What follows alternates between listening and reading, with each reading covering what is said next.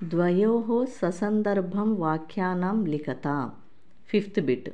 Okay, fifth bit annotations. సందర్భ వాక్యాన్ని annotations 4 వస్తాయి మీకు. 2 యానోటేషన్స్కి ఆన్సర్ చేయాల్సి ఉంటుంది మీరు. 2 3 జా 6 అంటే 2 రాస్తే ఒక్కొక్క దానికి 3 మార్క్స్ 6. అండ్ 4 లెసన్స్ ఉంటాయి యానోటేషన్స్కి. సేమ్ ఫస్ట్ ఇయర్లో లాగానే 4 లెసన్స్లో నుంచి వస్తాయి. 4 లెసన్స్లో నుంచి ఈచ్ 1 లెసన్ నుంచి 1 ఇస్తారు. మీరు 2 లెసన్స్ పర్ఫెక్ట్ నేర్చుకుంటే చాలు. లేదు 98 99 మార్క్స్ కంపల్సరీ రావాలి, ఎక్కడా పోకూడదు అంటే ఎప్పుడు అయితే అలా జరగదు. మేబీ ఛాన్సెస్ ఎప్పుడైనా జరిగితే జరగవచ్చు. కాబట్టి 3 లెసన్స్ ఎవరైనా కావాలి అంటే నేర్చుకోండి, లేదా 2 లెసన్స్ నేర్చుకుంటే సరిపోతుంది. 2 లెసన్స్వే ఇస్తారు ఎప్పుడైనా. ఈచ్ 1 లెసన్ నుంచి ఒక్కొక్క యానోటేషన్ ఇస్తారు. Fifth bit poetry. First poetry ఉంటుంది, 6th బిట్ ప్రోజ్ ఉంటుంది. ఇంకా ఇలా 5th బిట్ పద్య భాగ పోయిట్రీ. కుముద్వతి పరిణయ, విక్రమాంకస్య ఔదార్యం, రుద్రమాదేవి. ఇలా 4 లెసన్స్ యానోటేషన్స్ ఉంటాయన్నమాట మీకు. నెక్స్ట్ నృసింహావిర్భావ. ఏ 2 లెసన్స్ నేర్చుకున్నా సరిపోతుంది. ఇవే 2 లెసన్స్ అని ఏముండదు, ఫస్ట్ 2 లెసన్స్ అని ఉండవు. 4 లెసన్స్ యానోటేషన్స్ నుంచి ఒకటొకటి ఇస్తారు. సో ఫస్ట్ లెసన్ కుముద్వతి పరిణయ. సతుల్య పుష్పాభరణో హి ధీర. సతుల్య పుష్పాభరణో హి ధీర. కవి పరిచయ. ఇదం వాక్యం కుముద్వతి పరిణయ ఇతి పాఠే అస్తి. ఆధారగ్రంథః రఘువంశః. కవిః కాళిదాసః. సందర్భः కుశస్య గుణశీలనం కవిః ఏవం అవర్ణయత్. భావः ధీరస్య కుశస్య ఆభరణాని పుష్పతుల్యాని హి.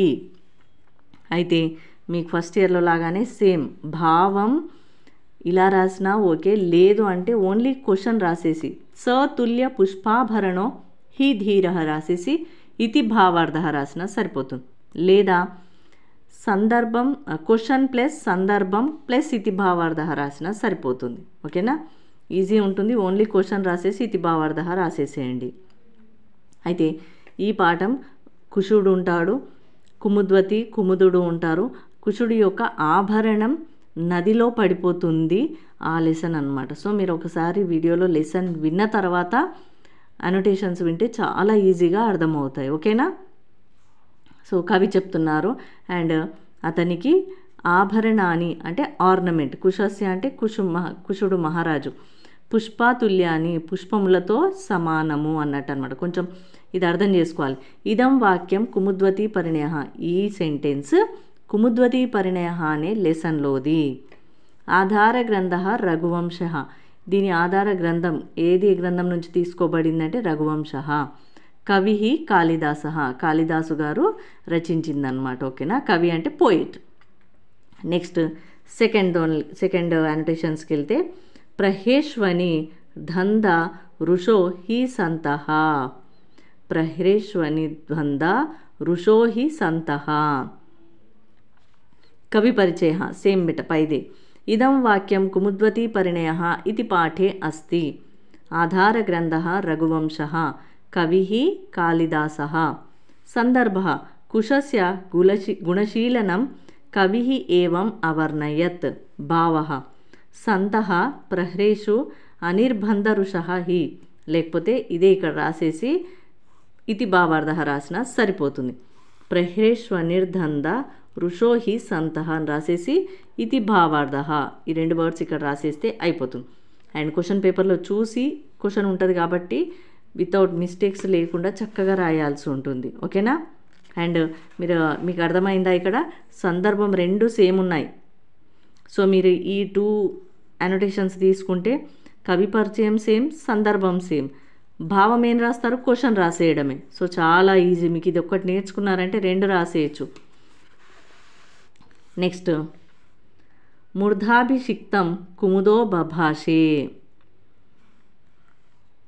कविपरिचयः इदं वाक्यं कुमुद्वतीपरिणयः इति पाठे अस्ति आधारग्रन्थः रघुवंशः कविः कालिदासः सन्दर्भः कुशं प्रतिं कुमुदस्य सम्भाषणं कविः एवम् अवर्णयत् भावः मूर्धाभिषिक्तं कुमुदो बभाषे इति भावार्थः ओकेना नेक्स्ट विक्रमांकस्य औदार्यं लेसन विक्रमांकस्य औदार्यं लेसन ఏది విక్రమార్కుడు అహవామల్ల సోమదత్తుడు విక్రమార్కుడు జయసింహుడు అహవామల్లకి ముగ్గురు కుమారులు ఉంటారు రాజ్య పట్టాభిషేకం రాజ్యం ఎవరి చేతిలో పెడితే బాగుంటుంది అని ఆలోచన చేసి విక్రమార్కుడి దగ్గరికి వచ్చి రాజ్యాన్ని స్వీకరించి రాజ్యానికి రాజు అవ్వాల్సిందిగా తండ్రి అడుగుతారు రిక్వెస్ట్ చేస్తారు విక్రమార్కుడు లేదు నేను రాజు అవ్వలేను అంటారు ఆ లెసన్ ఒకసారి వీడియో చూసి మీరు అనోటేషన్స్ వినాలి వీడియో చూడాలి లెసన్ ఎక్స్ప్లెయిన్ చేసిన వీడియో అండ్ అనోటేషన్స్ కానీ క్వశ్చన్ ఆన్సర్స్ కానీ ఒక్కసారి వీడియో మీరు వినేసి చూసి ఇక్కడ చదివారనుకోండి చాలా ఈజీగా అర్థమైపోతాయి ఆస్థామయం మే యువరాజ భావః అండ్ ఈ అనోటేషన్స్ కూడా మీకు ఇవి తీసుకెళ్ళి మీరు యాజ్ ఇట్ ఈజ్గా స్టోరీ రాస్తారు కదా ఎల్ఏక్యూ ఆ స్టోరీ ఎల్ఏక్యూలో ఇవి మిడిల్లో రాసేయచ్చు ఇవే అనమాట సంస్కృత సెంటెన్స్ అక్కడ ఓకేనా ఆస్థామయం మే యువరాజ భావః కవి పరిచయః ఇదం వాక్యం విక్రమాంకస్య ఔదార్యం ఇతి పాఠే అస్తి ఆధారగ్రంథః విక్రమాంకదేవచరితం కవిః బిల్హణః ఈ వాక్యం విక్రమాంకస్య ఔదార్యం అనే లెసన్లోది ఆధార గ్రంథం దీని గ్రంథం ఏది ఈ లెసన్ తీసుకున్న గ్రంథం అంటే విక్రమాంక దేవచరితం కవి ఎవరు అంటే బిల్హణః సందర్భ విక్రమాదిత్య అహవామల్లం ప్రతి ఏవం అవదత్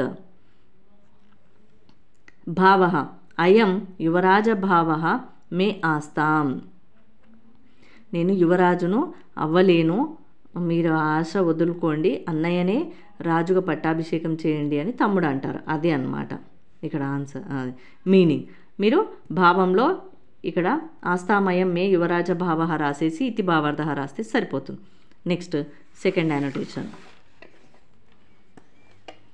మయైవ గోత్రే లిఖితః కలంకః కవిపరిచయः ఇదం వాక్యం విక్రమాంకస్య ఔదార్యం इति पाठे अस्ति आधारग्रन्थः विक्रमांकदेवचरितं कविः बिल्हणः संदर्भः विक्रमादित्यः अहवामल्लं प्रति एवम् अवदत्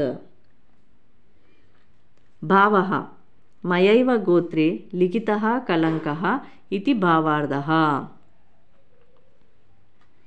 नेक्स्ट तन्मे प्रमाणीकुरु वत्सवाक्यं कविपरिचयः इदं वाक्यं विक्रमांकस्य औदार्यम् इति पाठे अस्ति आधारग्रन्थः विक्रमांकदेवचरितं कविः बिल्हणः संदर्भः आहवमल्लः विक्रमादित्यं प्रति एवम् अवदत् भावः वत्स मे तत् वाक्यं प्रमाणीकुरु ఇక్కడ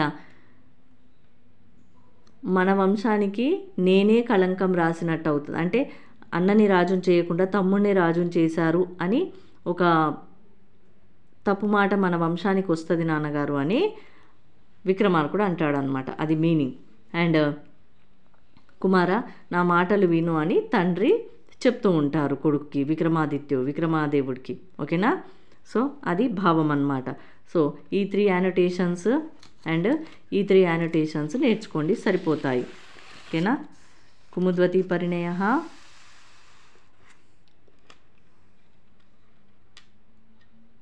విక్రమాంకస్య ఔదార్యం